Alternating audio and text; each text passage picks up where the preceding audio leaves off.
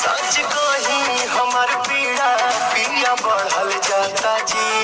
जिद खानी रवर जी तुझे अड़ल जाता जी, हमसे हचकाई के ही लोर दीना, बाटे कमर कमजोर पिया छोड़ दीना, बाटे कमर कमजोर पिया छोड़ दीना।